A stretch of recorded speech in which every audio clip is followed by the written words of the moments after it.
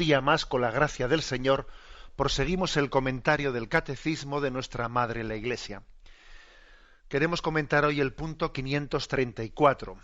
Con él concluimos el apartado Los misterios de la vida oculta de Jesús. Y este último punto, el 534, explica el episodio de Jesús perdido y hallado en el templo. Como bien sabéis, es el quinto misterio del Santo Rosario de los Misterios Gozosos. Así lo decimos, quinto misterio, Jesús perdido y hallado en el templo. Leo el punto del Catecismo y luego también leeremos el pasaje evangélico. El hallazgo de Jesús en el templo es el único suceso que rompe el silencio de los evangelios sobre los años ocultos de Jesús.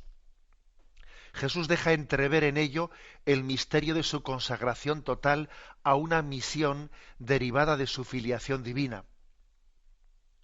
¿No sabíais que me debo a los asuntos de mi Padre? María y José no comprendieron estas palabras, pero las acogieron en la fe, y María conservaba cuidadosamente todas las cosas en su corazón. A lo largo de todos los años en que Jesús permaneció oculto en el silencio de una vida ordinaria. Bueno, la verdad es que merece la pena, por lo tanto, centrarse en este texto por el hecho de que, como dice este punto del Catecismo, es el único suceso que rompe el silencio de los evangelios sobre los años ocultos de Jesús, sobre esos 30 años de Jesús. Fijaros que 30 años de vida oculta en Nazaret, 3 años de vida pública, 3 días de su pasión hasta que resucitó, 3 días perdido en el templo. Parece que aquí hay un misterio, ¿no?, en esa proporcionalidad del tiempo que Dios con la que quiso manifestarse. Es como si jugásemos con el número 3, y que conste que no me gusta ser cabalista ni nada por el estilo, ni centrarnos en una especie de como si los números estuviesen. No, pero es cierto que hay un designio misterioso en esos 30 años de vida oculta, 3 años de vida pública, los 3 días que Jesús al tercer día resucitó y los 3 días que permaneció perdido en el templo.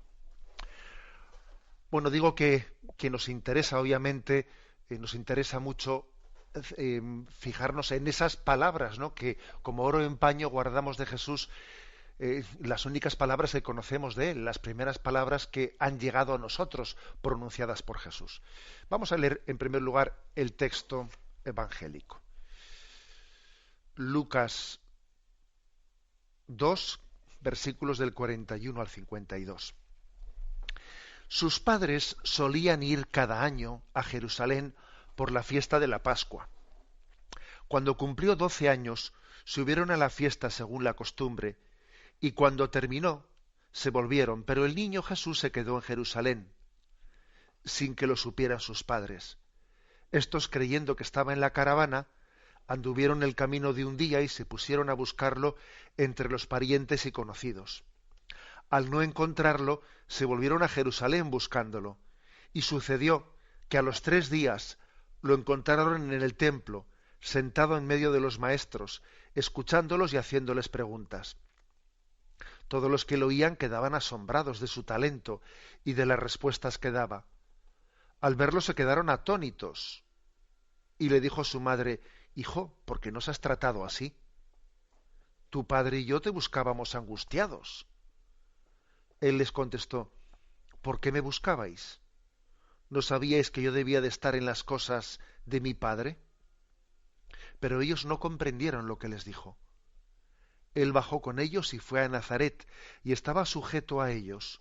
Su madre conservaba todo esto en su corazón, y Jesús iba creciendo en sabiduría, en estatura y en gracia ante Dios y ante los hombres.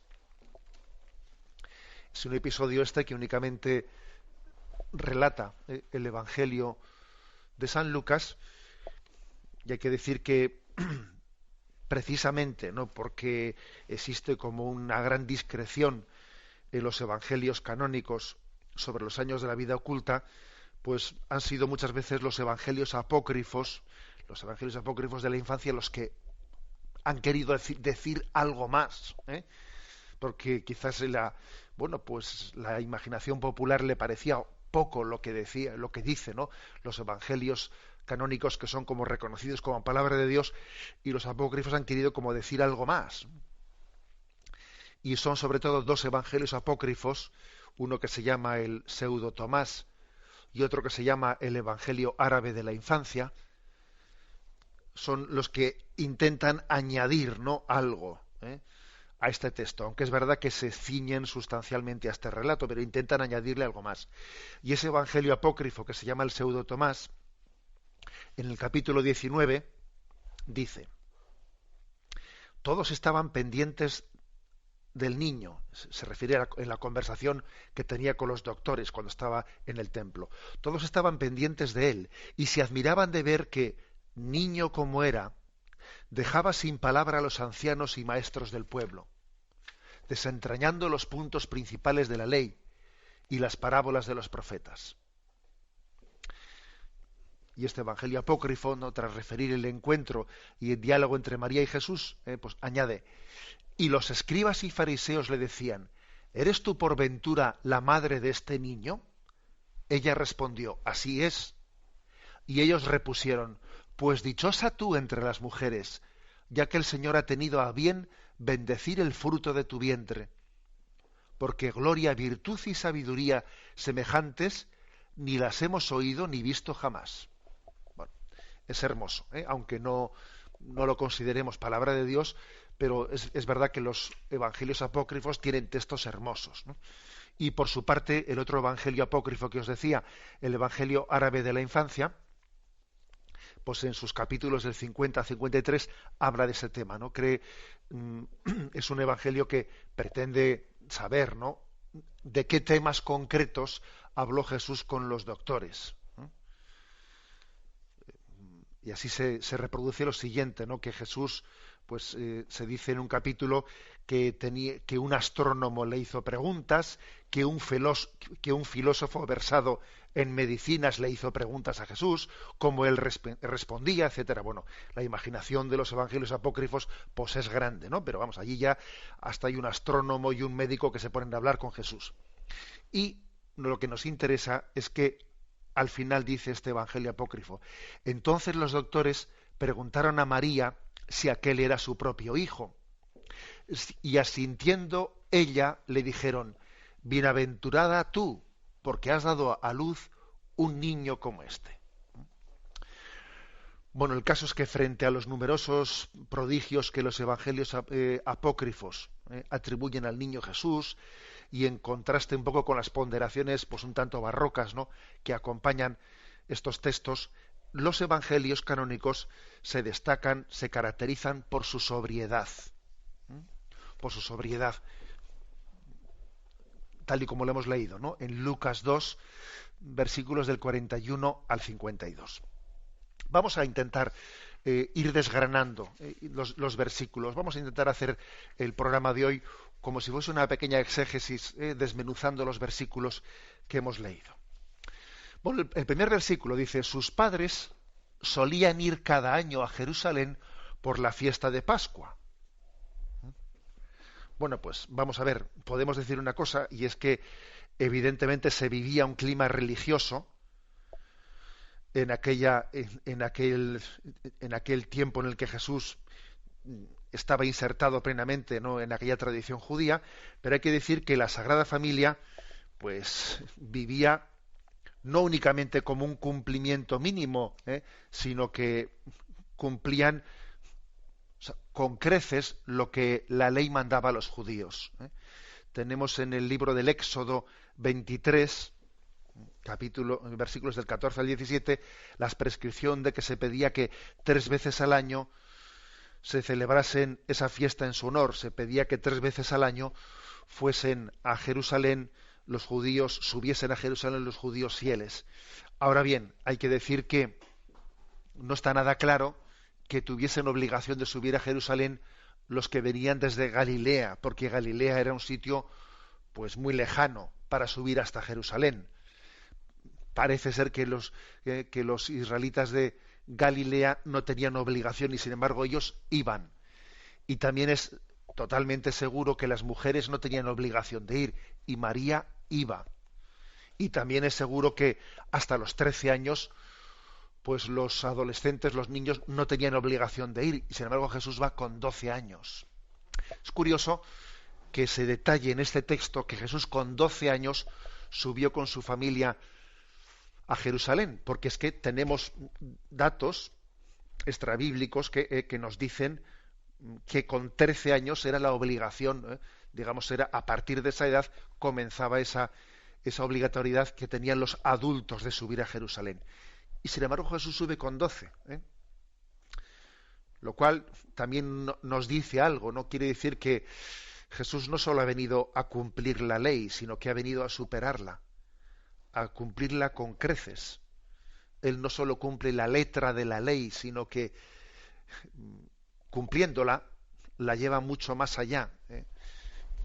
Es una pequeña lección, si me permitís, una pequeña lección en la que la verdad es que cuando nosotros planteamos nuestra vida espiritual, nuestra vida religiosa, como haciendo la pregunta de qué tengo que hacer para cumplir, qué se me exige para cumplir, y entonces quien hace las cosas meramente por cumplimiento, bueno, pues tiene un riesgo, ¿no?, de no vivir el espíritu de la ley.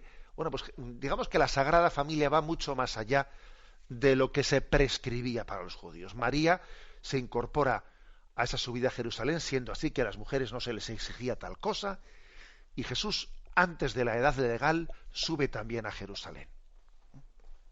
Es un detalle que yo pienso que no debemos de pasarlo desapercibido.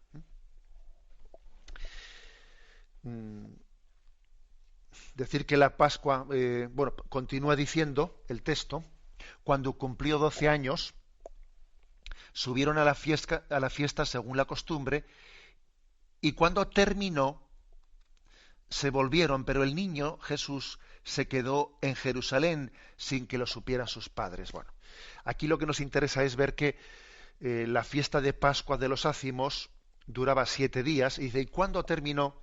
Bueno, pues la vuelta se podía emprender antes o después, pero parece que lo lógico es pensar que la Sagrada Familia se quedaría aquella semana entera, los 7 días que duraba la Pascua de los ácimos, se quedaría allí esos 7 días antes de regresar, que también tenemos conocimiento de que se viajaba en caravanas, pues para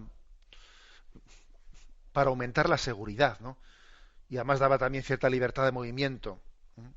Existía esa forma de viajar en caravanas.